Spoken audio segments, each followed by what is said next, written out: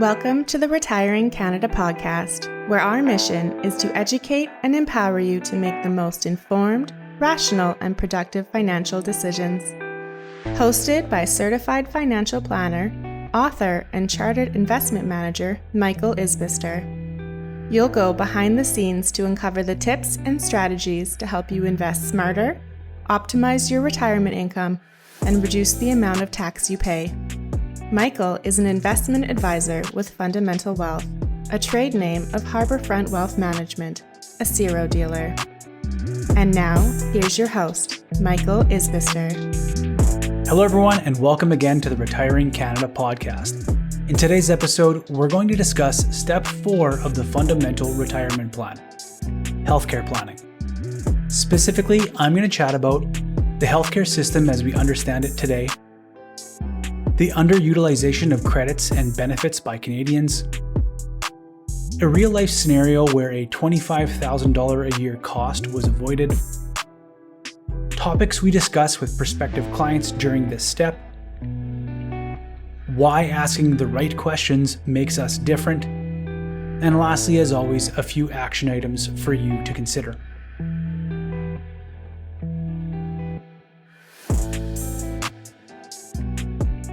We are fortunate enough to live in a country that provides universal healthcare to its citizens. And though not without its faults, such as long wait times or shortage of practitioners in certain areas of the country, but at the end of the day, it is the system that will continue to cover most of your medical needs as you enter into retirement and into your golden years. And we all know that this system isn't exactly free at all. Technically, between 20% and 30% of every tax dollar you pay goes towards funding the universal healthcare system. So if your household tax bill was, say, $50,000 last year, you paid somewhere between $10,000 and $15,000 into the system. Now, I'm not here to express my opinion on the system we have in place today, neither its strengths or its shortcomings. No. Today, I want us to focus on Step 4 of the Fundamental Retirement Plan, healthcare planning. It is my belief that for many retirees, this is a blind spot. An additional out-of-pocket healthcare costs can have a substantial impact on not only your ability to stay retired, but also your ability to age with dignity. In a recent study completed by the Conference Board of Canada titled Measures to Better Support Seniors and Caregivers, it was reported that out-of-pocket spending for seniors is expected to grow at a rate of 1.5 times faster than household disposable income from 2019 to 2035. In English, the cost of these expenses is growing faster than a retiree's income. Now, the government does provide a number of non-refundable tax credits such as the Canadian Caregiver Credit, the Disability Tax Credit, Medical Expense Credit, and Home Accessibility Tax Credit, to name a few. However, these programs are often underutilized or simply not included into a client's tax filing. Furthermore, there are also provincial tax credits and benefits, many of which are income tested, that must be monitored and accounted for when going through Steps 2 and 3 of the Fundamental Retirement Plan. Now, I've said this once and I'll say it again. This is the importance of a unified, all-in process. The decisions we make across your plan can have a drastic impact on your income-tested benefits. Here's an example. We work with a client household where one of the spouses has a substantial prescription drug payment in the sum of $2,100 a month. As this prescription is covered through the Seniors Drug Plan here in Saskatchewan, it is imperative we create an income and tax plan that keeps the husband's income below the income threshold of $75,918. If we keep his income below this amount, the monthly prescription cost is $25. If we don't keep him below this threshold, it's $2,100.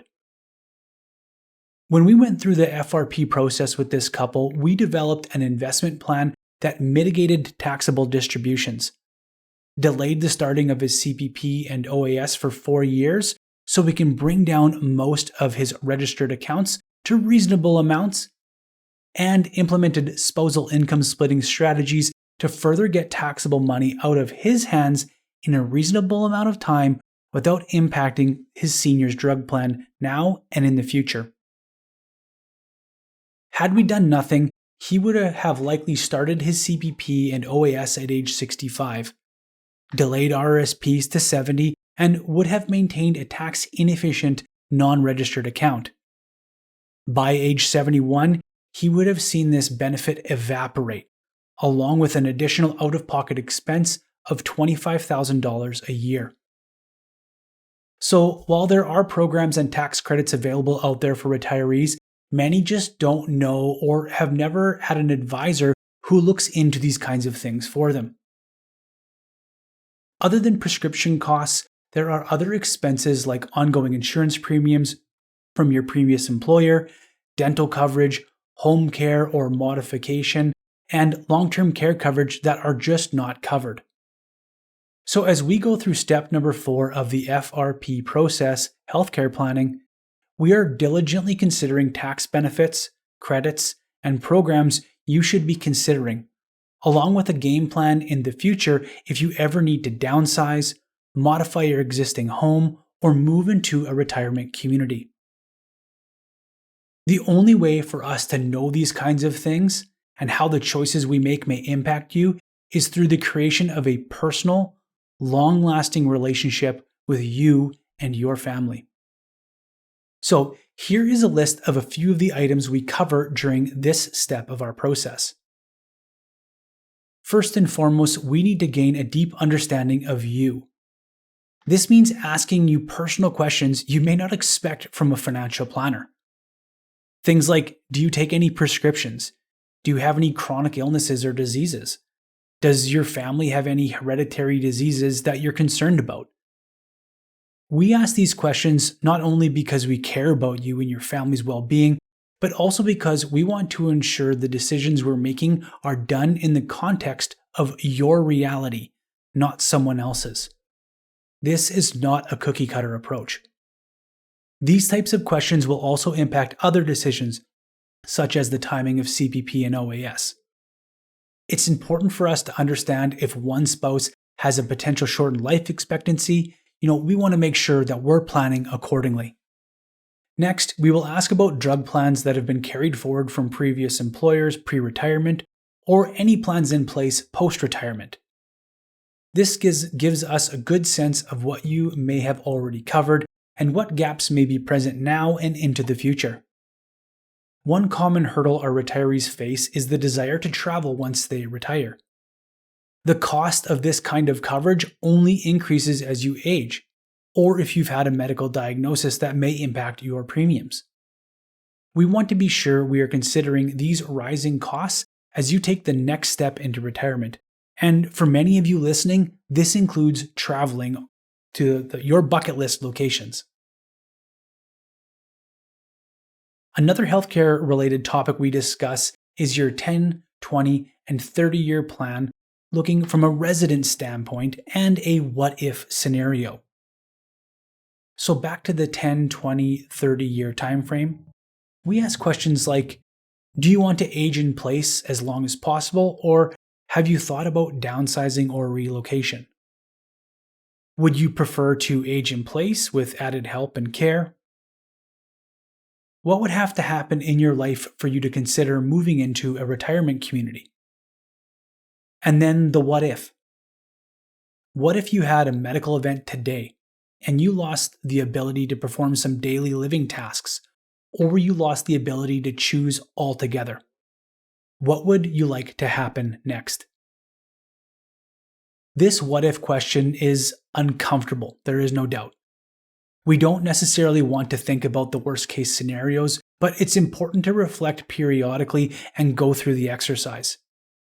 These questions spill over into step 5 of our process, estate planning. Here, we drill a bit deeper into these what-if scenarios and discuss the drafting of things like a living will and advanced healthcare directive to give guidance to your loved ones regarding the lifestyle and care you would like to receive in the scenario a serious medical event takes place. And lastly, we want to test your plan for healthcare needs and expenses that may be a part of your retirement future. Do we have enough in your portfolio to accommodate an additional expense? How would your lifestyle change, if at all? Would you need to sell your residence to fund this change? Who do you have in your corner that you can trust and you believe has your best interests at heart? A part of our role as your certified financial planner is to know these kind of intimate details about your life, especially knowing who else you trust. When we onboard new clients to our firm, we ask about adding a trusted contact person to your accounts. Not to give this person any sort of information or control, rather, we request this info for the trusted contact person if we feel that your well-being is at risk. Whether it is a loss of capacity in decision making, or perhaps we get the sense there is undue influence being placed on you by another party. I think by now, as we get into step number 4 of our process, you can grasp that we are not your typical investment advisor. Yes, investments are a piece of the puzzle that we put together for you, but it only represents a small fraction of the depth and value of the relationships we build with our lifelong clients. Okay, so that'll do it for today. Here are your action items for today's episode. Even if you're the spitting image of health, don't put off these kinds of conversations. Planning for travel insurance, other healthcare costs, and ensuring you fully take advantage of tax credits are important. But so is making a plan that is forward-looking and considers what things may look like in 10, 20, and 30 years, along with what-if scenarios that can flip your retirement dreams on their side. Next, if you are in search of a deeper, meaningful relationship that goes beyond numbers on a spreadsheet, do yourself a favor and click on the link in the description to start your FRP plan today. Okay, so that'll do it for today's episode. Be sure you're adding us to all of our socials, LinkedIn and Facebook. If you're enjoying the show, please subscribe and leave us a 5-star review in your favorite podcast app. Be sure that you're signed up for our weekly Retiring Canada newsletter. And hey, when it comes to your retirement, don't take chances. Make a plan so you can retire with confidence. All comments are of a general nature and should not be relied upon as individual advice. The views and opinions expressed in this commentary may not necessarily reflect those of Harbourfront Wealth Management. While every attempt is made to ensure accuracy, facts and figures are not guaranteed. The content is not intended to be a substitute for professional investing or tax advice. Please seek advice from your accountant regarding anything raised in the content of the podcast regarding your individual tax situation. Always seek the advice of your financial advisor or other qualified financial service provider with any questions you may have regarding your investment planning.